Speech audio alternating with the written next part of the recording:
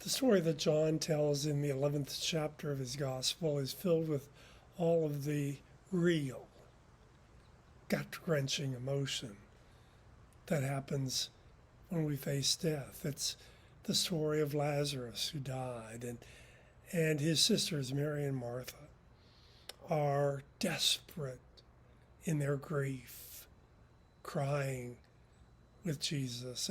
And John records all the neighbors and friends, the crowd gathered around. They were all in tears, John says, when Jesus saw her crying, and the Jews who had come with her crying also. He was deeply disturbed and troubled, and Jesus began to cry. They took him to the tomb, and he told them to remove the stone. And then John records, Jesus shouted with a loud voice, Lazarus, come out. The dead man came out, his feet bound and his hands tied and his face covered with a cloth.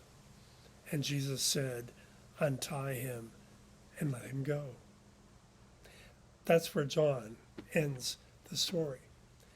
But the playwright, Eugene O'Neill, imagined what might have happened at dinner that night when they all gathered in Lazarus' house and were retelling the story.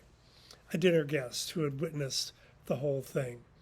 O'Neill imagines him saying, Jesus smiled sadly, but with tenderness, as one who from a distance of years sees sorrow, but remembers happiness. Both Jesus and Lazarus smiled. Jesus blessed him and went away.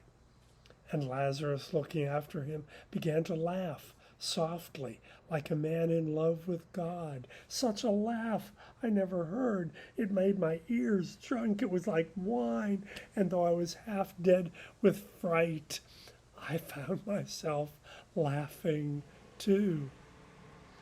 When O'Neill describes Lazarus telling the story for himself, he imagines him saying, I heard the heart of Jesus laughing in my heart, and my heart reborn to love of life cried, yes, and I laughed in the laughter of God.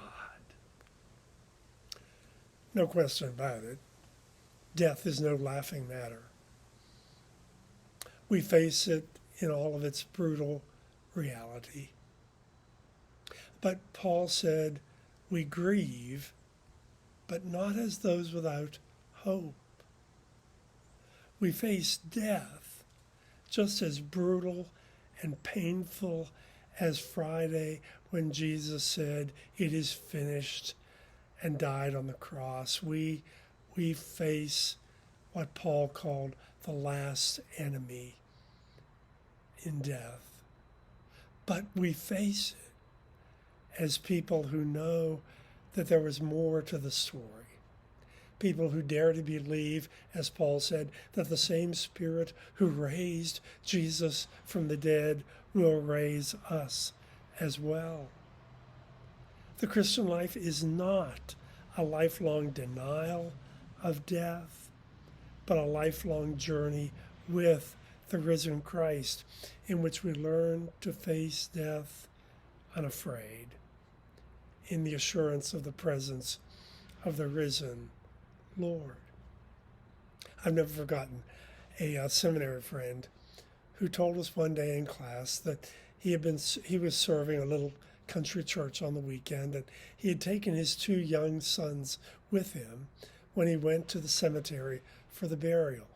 Before the family and the hearse and all arrived, the two little boys were peering down into the open grave.